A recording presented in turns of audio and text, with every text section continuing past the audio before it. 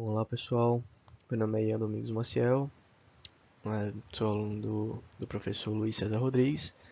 Atualmente estou cursando o curso de Biotecnologia na Universidade Federal da Paraíba, o curso de Biotech, que eu estou cursando agora, e agora estou pagando a cadeira com o professor Luiz César de Química Orgânica 2.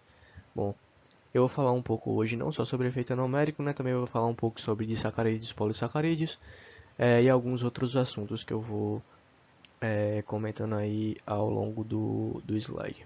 Tudo bem? Espero deixar tudo o mais claro possível para todo mundo.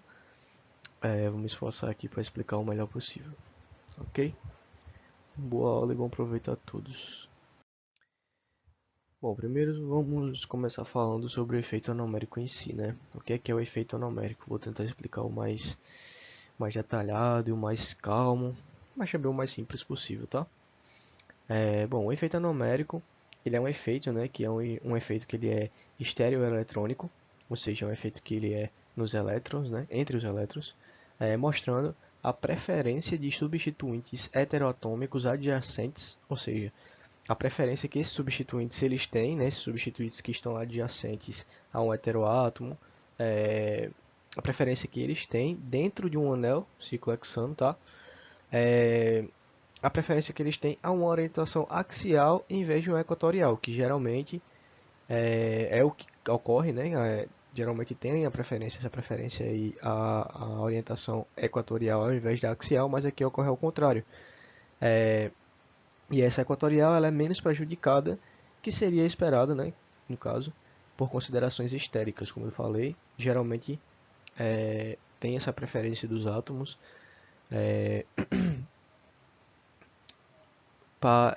tem essa preferência dos elétrons para essa orientação equatorial, tá? Mas nesse caso eles preferem a axial.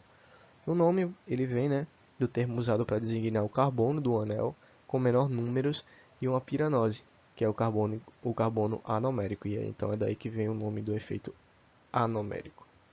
Tudo bem? Bom, partindo agora para o que é aceito hoje em dia, né, do que é o efeito anomérico.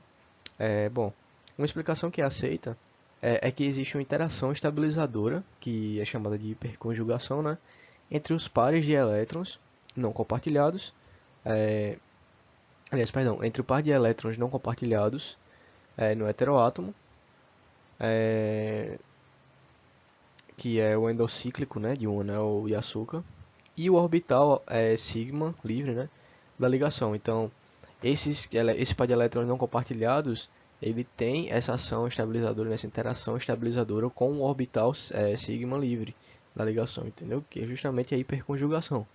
Então, isso aí a gente acredita que é o que faz o elétron ter essa preferência aí para a configuração axial do que para equatorial, né? Então isso aí faz, né, essa interação, essa hiperconjugação faz com que a molécula ela alinhe o par solitário, que foi o que não entrou no orbital sigma, né, o par solitário doador de elétrons, antiperiplanar, ou seja, 180 graus, ao orbital sigma livre, diminuindo a energia gerada do sistema e causando mais estabilidade. Então é por isso, né, acredita-se que esse é o motivo pelo qual o efeito anomérico ele existe, né, pelo qual o efeito anomérico ele faz sentido. Bom, passando agora para o próximo assunto, tá? Mudando um pouco aqui de foco. Falando agora sobre açúcares redutores e não redutores. É bem simples, tá? Gostaria só de explicar a diferença aqui, que é um açúcar redutor, ele é capaz de ser reduzido. Ou seja, como ele é capaz de ser reduzido, por possuir suas hidroxilas livres capazes de interagir com o meio, ele é chamado de açúcar redutor. Novamente, ele é capaz de ser reduzido porque suas hidroxilas estão livres, certo? Então essas hidroxilas elas vão e interagem com o meio e ele pode ser reduzido. Já os não redutores eles têm essa característica da prisão das suas hidroxilas, então elas não conseguem interagir com o meio, logo eles não conseguem ser reduzidos. Então é por isso que os açúcares redutores não conseguem reduzir e logo são chamados de não redutores. Bom, agora falando sobre determinar o tamanho da cadeia, ok? Vamos lá.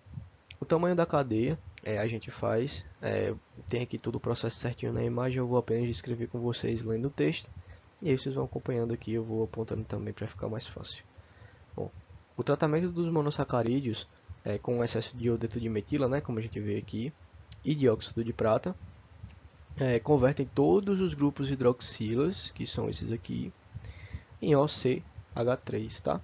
Ó, todos esses grupos de hidroxila viraram OCH3. Então, como a gente pega esse acetal aqui, que a característica dele é ser um acetal, e hidrolisa ele no meio ácido, né, que é como ele está aqui no meio ácido, a gente obtém um M-acetal. Como eu havia explicado anteriormente, quando um M-acetal ele é caracterizado por essa característica que tem um COC ligado a um hidroxilo aqui no final, tá? Então, dessa forma, o tamanho do anel ele pode ser determinado com base na estrutura de cadeia aberta, né? Já que ela já está estável aqui, né? Ela já está estável em torno do seu eixo, já que ela já está cíclica. E o único grupo hidroxila que foi o único grupo hidroxila é o que formou o M-acetal cíclico. Então a gente pode determinar o tamanho do anel com base nessa cadeia aberta, tá? Que se forma a partir da estrutura cíclica. Bom, falando um pouquinho agora sobre os disacarídeos, é bem simples, né? Eu vou falar aqui de forma mais detalhada possível. Bom, os disacarídeos eles são nada mais do que carboidratos formados pela combinação de dois ou mais monossacarídeos, né? Através de uma ligação glicosídica. Inclusive essa ligação glicosídica, eu expliquei todo o processo no nosso slide anterior. Então, é, novamente, os disacarídeos são monossacarídeos ligados através dessas ligações glicosídicas. Algumas características é que eles são formados por moléculas de carbono, hidrogênio e oxigênio. Então, esses três tipos de átomos é o que tem na composição dos disacarídeos, nada mais que isso. E além disso, eles têm um sabor doce e eles são muito caracterizados pela sua solubilidade em água. Então, eles são muito utilizados como adoçantes, né, por eles serem doces e também possuir essa solubilidade em água. Bom, já os polissacarídeos, né, eles são grandes polímeros, né, que no caso são grandes cadeias de monossacarídeos formados por cadeias de monossacarídeos, como eu tinha falado, ligados entre si por ligações glicosídicas. Então, tanto os disacarídeos como os polissacarídeos, eles têm essa característica de cadeias de monossacarídeos ligados por ligações glicosídicas, né? Ambos os grupos, né? Essa, ambos as moléculas têm essa característica. Porém, ao contrário dos disacarídeos, eles são insolúveis em água, tá? Essa é uma característica bem forte dos polissacarídeos, que eles não são solúveis em água. Eles são carboidratos, né? E também são conhecidos como glicanos. Ele também tem essa denominação.